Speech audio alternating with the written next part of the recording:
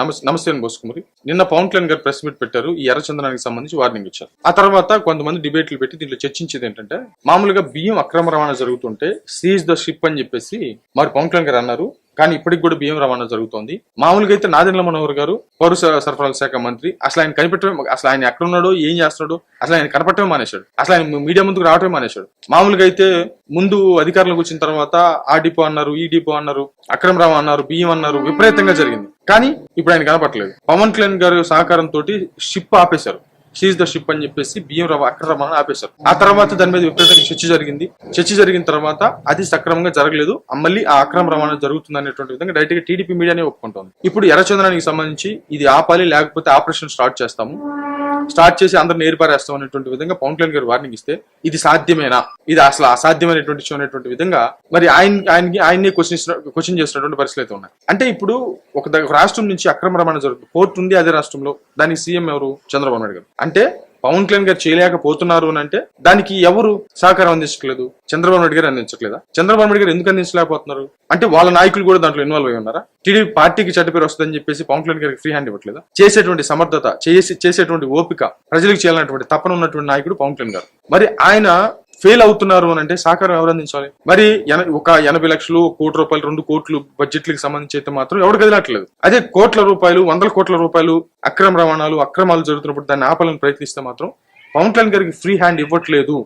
Direct గా టీడీపీకి సంబంధించినటువంటి అధికారులే పవన్ కళ్యాణ్ గారికి అడ్డుకట్ట చెప్తున్నారు అనేటువంటి విధంగా ప్రచారం జరుగుతోంది. మీకు దీనికి 2 ఎగ్జాంపుల్స్ చెప్తాను. నెంబర్ 1, పవన్ కళ్యాణ్ గారు మొదట డిప్యూటీ సీఎం గా ప్రమాణ స్వీకారం అంటే మంత్రిగా చేసి డిప్యూటీ సీఎం గా బాధ్యతలు స్వీకరించిన తర్వాత చాలా అగ్రెసివ్ గా ముందుకెళ్ళాడు. అసలు హోమ్ మినిస్టర్ కి వార్నింగ్ ఇచ్చాడు, మిగతా అంతా బాగా మాట్లాడాడు, చాలా అగ్రెసివ్ గా ముందుకెళ్ళాడు. ఆయన్ని కంట్రోల్ చేయడానికి లోకేష్ గారిని డిప్యూటీ సీఎం చేయాలనేటువంటి విధంగా ఒక కుట్రపూరితమైనటువంటి వాదాన్ని తెర మీదకి తీసుకొచ్చారు. ఇప్పుడు మనం అంటే మామూలు కూటమిలో ఉన్నాం, ప్లస్ వాళ్ళకి పూర్తి మెజారిటీ ఉంది, మన పార్టీని నిలబెట్టుకోవాలి, ముందు మనం పని చేయగలము, మన పనిచేసేటువంటి సత్తా మన దగ్గర ఉందని చెప్పి ముందు ప్రజలకు నిరూపించుకోవాలని ఇటు జన సైనికులకి అటు టీడీపీకి సంబంధించినటువంటి వాళ్ళకి సమాధానం చెప్పలేక ఉన్నటువంటి ఆ కొద్ది అవకాశాన్ని ఉపయోగించుకుంటూ అద్భుతాలు చేసుకుంటూ ముందుకు వెళ్తాం. నేను ఈ విషయాన్ని ఎప్పుడో మాట్లాడేవాడిని, కానీ ఇక ముందు కూడా మాట్లాడాల్సిన మాటలే మాట్లాడతా కంపల్సరీగా. నిజాలు తెలియాలి కదా, అది అయిపోయింది. కొన్ని రోజులు ఆ తర్వాత పవన్ కళ్యాణ్ గారు సైలెంట్ అయిపోయారు. ఓకే రైట్, ఇప్పుడు లోకేష్ గారిని తీసుకొచ్చి డిప్యూటీ సీఎం చేస్తే ఏమవుతుంది? అప్పుడు పవన్ కళ్యాణ్ గారికి అధికారాలు తగ్గిపోతాయి. ఆ అధికారాలు తగ్గిపోయినప్పుడు ఏమవుతుంది? పవన్ కళ్యాణ్ గారిని కంట్రోల్ చేయడానికి చేసినటువంటి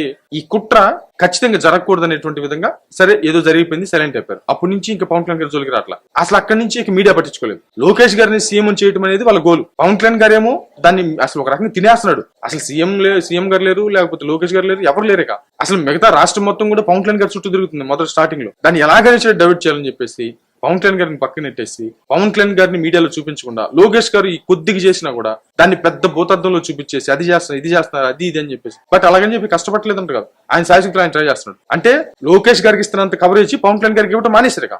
ఎందుకంటే ఆయన హైప్ అయిపోతున్నాడు, రేపు పొద్దున ఆయన వర్కౌట్ అవుతున్నాడు, మన వర్కౌట్ అవ్వడం అనేటువంటి విధంగా వాళ్ళు రాజకీయంగా ఉండేటువంటి కుట్ర ప్రకారం ముందుకు వెళ్ళారు. ఇది మొదటి పాయింట్. రెండోది, ఇంకా ఈ సీజ్ ద షిప్ అని కానీ, ఎర్రచందనం కానీ, మిగతా విషయాలు అంటే ఎవరైతే రాజకీయ నాయకులు ఇన్వాల్వ్ అయ్యి 100,000 కోట్లు కొల్లగొట్టేటువంటి క్రైమ్లు ఉంటాయో, ఎవరైతే ఈ భయంకరమైనటువంటి ఈ ఫ్రాడ్లు ఉంటాయో, వీటన్నిటిని కంట్రోల్ చేసేటువంటి ప్రయత్నం పవన్ కళ్యాణ్ గారు చేయాలని ఎంతో ఆశ ఆయనకి. అది చేస్తున్నటువంటి క్రమంలో ఈ మీడియా ద్వారా ఆయన్ని అంటే అడ్డుకునేటువంటి ప్రయత్నం, పై నుంచి ఆయనకి సహకారం అందించకపోవడం, ఎక్కడ పేరు వచ్చిందని. మీకు ఇంకొక ఎగ్జాంపుల్ చెప్పాలంటే, ఇప్పుడు మామూలుగా అసెంబ్లీలో చిరంజీవి గారిని బాలకృష్ణ గారు అవమానించారనేది పచ్చినిజం. ఇది వీడియోస్ కూడా ఉన్నాయి కదా.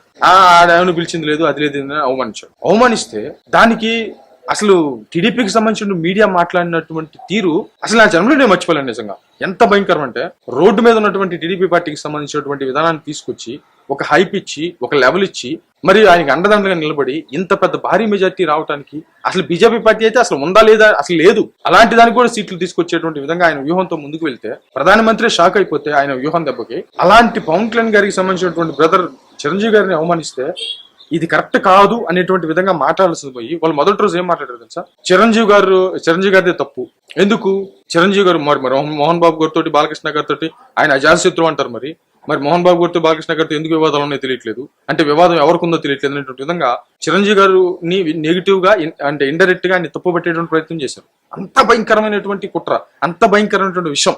ఆ తర్వాత ఇది సోషల్ మీడియా ఒప్పుకోలేదు, జనసేన పార్టీకి సంబంధించి, మెగా ఫ్యాన్స్ కి సంబంధించి ఒప్పుకోలేదు. ఆ తర్వాత మళ్ళీ టోన్ మార్చారు. ఎవరైనా సరే అసలు అసెంబ్లీలో ఇట్లా మాట్లాడకూడదు, అలా ఉండకూడదు, ఇలా ఉండకూడదు అని అప్పుడు ఖండించారు.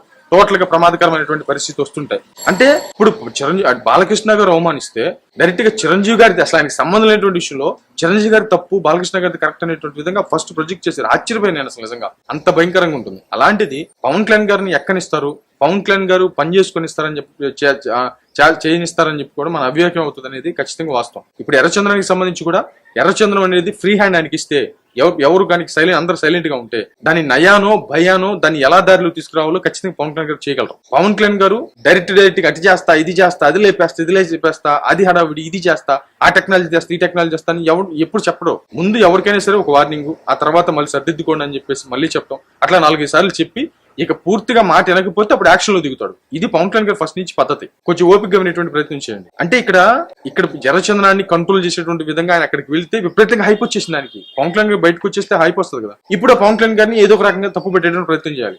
కాబట్టి షీజ్ ద షిప్ అన్నాడు, అక్రమ రవాణా జరుగుతోంది. ఇప్పుడు ఎర్రచంద్రం అంటున్నాడు, మరి అది జరుగుతుందో లేదో తెలియదు. దాంట్లో రాజకీయ నాయకులు ఇన్వాల్వ్ అయ్యారు, దీంట్లో రాజకీయ నాయకులు ఇన్వాల్వ్ అయ్యారు. పవన్ కళ్యాణ్ గారి వల్ల సాధ్యమా, ఇది జరిగిద్దా అనేటువంటి క్వశ్చన్ మార్క్. అంటే ఎవరు సహకారం కావాలి? సీఎం గారు సహకారం కావద్దా? సీఎం గారు సహకారం అందిస్తే పవన్ కళ్యాణ్ గారు ఖచ్చితంగా చేయగలరు అనేది ప్రజలు నమ్ముతున్నారు. కానీ ఆయనకి ఎక్కడ హైప్ వచ్చిందని చెప్పేసి టీడీపీకి సంబంధించినటువంటి మీడియా ఏం చేస్తుంది? పవన్ కళ్యాణ్ గారి వల్ల ఇద్దో లేదు, సీజ్ ద షిప్ అన్నాడు. సీజ్ ద షిప్ అని చెప్పేసి అన్నాడు, మరి అక్రమ రవాణా అడ్డుకునేటువంటి ప్రయత్నం ఆయన చేశాడు. మరి ఆయన మీరు ఇచ్చినటువంటి సహకారం ఏంటి?